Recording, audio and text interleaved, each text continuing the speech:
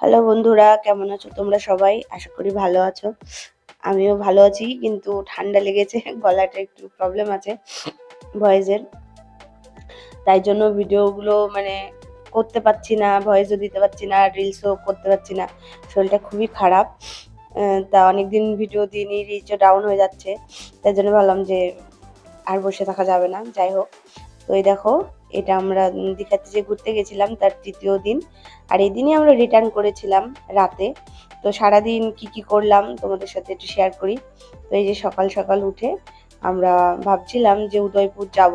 তাই এখানে টোটো স্ট্যান্ডে আমরা ওয়েট করছিলাম আমাদের আরো বন্ধু বান্ধব আসার জন্য।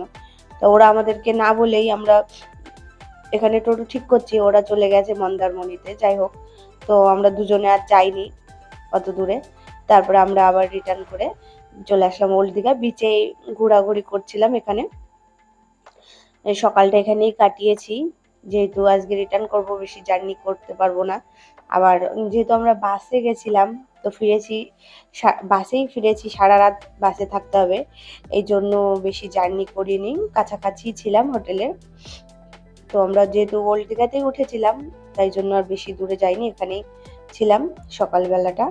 তো ভালো ঠান্ডা হাওয়া দিচ্ছিল, আর এই সমুদ্রের ধারে দুজনে টাইম কাটাতে ভালোই লাগছিল। তারপর কি করব ভেবে ভেবে পাচ্ছিলাম না, সময় কাটছিল না।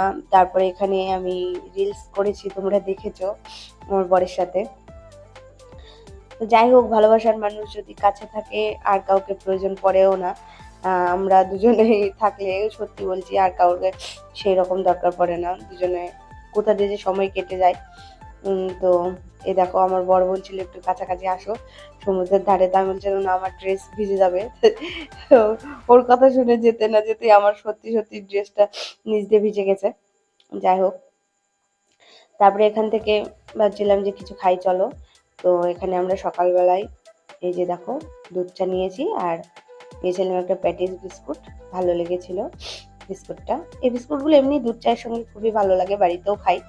হয়তো একটু মানে কোয়ালিটিগুলো আলাদা হয়। যাই হোক, খুব ভালো লাগছিল। তারপর ওখানে বসে ভাবছিলাম যে স্টলের থেকে আর কি খাওয়া যায়।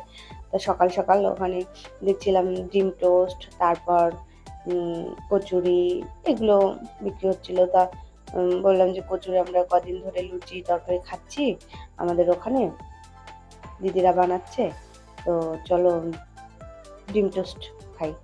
তারপর নিয়ে নিয়েছিলাম ডিম টোস্ট। এই দেখো, তো প্রথম প্লেনেই দিয়েছিল, তারপর আমার বর বললো একটু সস দিয়ে দেন, তাহলে আরো ভালো লাগবে খেতে।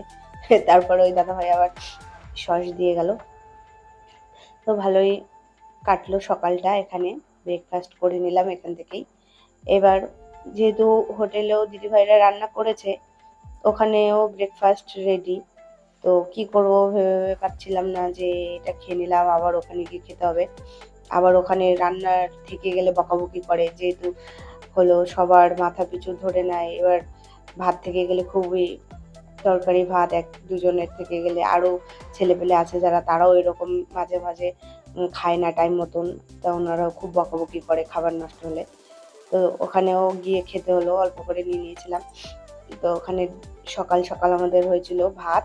এদিন যেহেতু ফিরবো বলে লুচি তরকারি দিদিভাইরা করিনি, সেদিন ছিল ডাল, আর হলো যে আলু সেদ্ধ মাখা আর গন্ধরাজ লেবু, এটা দিয়ে সকালবেলাটা খেয়ে নিলাম। তারপরে সারাদিন ভিডিও সেরকম করা হয়নি, শুধু খাবারের ভিডিওগুলো নিয়েছিলাম। যেহেতু হোটেলের মধ্যে এত গরম লাগছিল, ঘেমে একদম অবস্থা খারাপ ছিল, তা ভিডিও করলেও ভালো লাগতো না, ওই জন্য আর ভিডিও করিনি। শুধু এই খাওয়ার ভিডিওগুলোই নেওয়া হয়েছে বাইরে। তো এই দেখো, এটা দিয়ে খেয়ে এবার, তো এখন দুপুরের লাঞ্চ করার টাইম হয়ে গেছে। আমরা এই যে আজকে আর সমুদ্রে যাইনি স্নান করতে, হোটেলেই স্নান করে নিয়েছি। তো দুপুরে ছিল আমাদের ডাল ছিল, লেবু ছিল সাথে, আর আজকে ছিল ইলিশ, সর্ষে ইলিশ ছিল। যেটাই করেছিল খুবই ভালো লেগেছিল, টেস্টি হয়েছিল রান্নাগুলো। ঝোলটা সবই পাতলা পাতলা করা হয়েছিল গরমের কারণে, কিন্তু খেতে ভালো হয়েছিল। তো এটা দিয়ে আমরা লাঞ্চ সেরে নিয়েছি।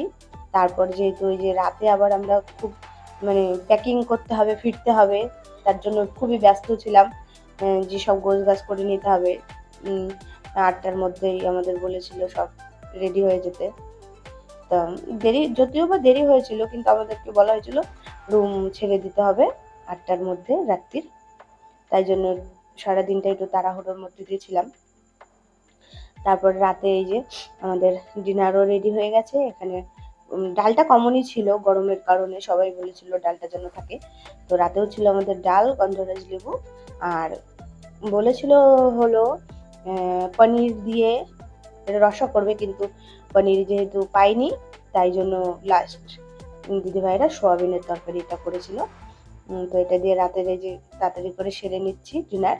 এখন আমরা ওই যে রেডিও হয়ে গেছি, এখন খেয়েই আমরা বাসে উঠে পড়বো।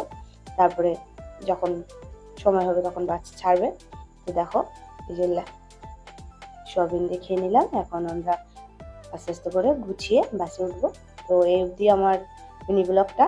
তো বন্ধুরা, কেমন লাগলো আমার এই ব্লগটা অবশ্যই কমেন্ট করে জানাবে, আর আমার ফেসবুক পেজটাকে ফলো করে দেবে যদি তোমাদের ভালো লাগে আমার ভিডিও।